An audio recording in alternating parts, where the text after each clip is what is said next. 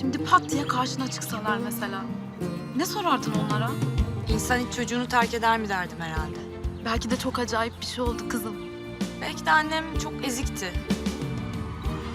Dayak yiyordu sürekli babamla. Ya da belki çok garibandı. Fakirdi mesela. Babam da belki hapishaneye düşmüştü. Ya da belki ölmüştü.